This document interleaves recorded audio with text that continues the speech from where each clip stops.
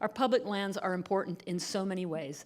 They drive our economies, but they also drive things that fill the soul and help define who we are as a nation. So in this country, at this time of year, you can go out and hear elk bugling.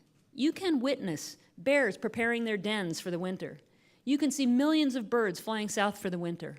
So there are happy bird watchers and hunters and hikers and people out for a Sunday drive all over this country thanks to the lands that have been protected. It's a $646 billion driver of economic activity to the United States. That's huge. It's bigger than pharmaceuticals. It's bigger than a number of industries that would surprise you. And that's outdoor recreation. So yes, REI is $2 billion. It seems big, but relative to outdoor recreation, it's not. And that's a very important part of our economy. It's very important now that we think about what conservation legacy we want to leave for the next 50 years or the next 100 years. Do we want a legacy of short-sighted funding and partisan gridlock that we've witnessed in Congress over the last few years? I don't think so.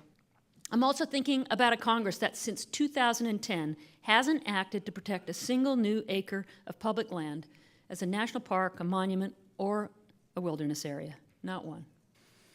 At the same time, we stand at the doorstep of the 100th anniversary of the National Park Service.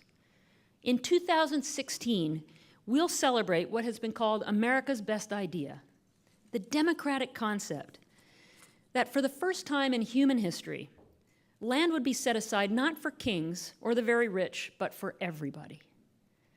And next year will be the 50th anniversary of the Wilderness Act, a historic bipartisan law that has resulted in millions of acres protected for the benefit of current and future generations of Americans. So how do we get there? Well, at a start, Congress should get back to regular order, please. Congress also needs to fulfill a promise made to Americans through the Land and Water Conservation Fund, or what we call LWCF. LWCF is an innovative program that since 1964, coming up on its 50th anniversary, has used revenues from offshore oil and gas development, and we know there are impacts of offshore oil and gas development, to enhance parks and open spaces in every county across the country. Personally, in my home state of Washington, the other Washington, LWCF funds have been used to do things like pay for easements for hunters to have access to lands that are important to them, or to provide matching grants to communities that want to improve local parks or set aside open spaces as they grow.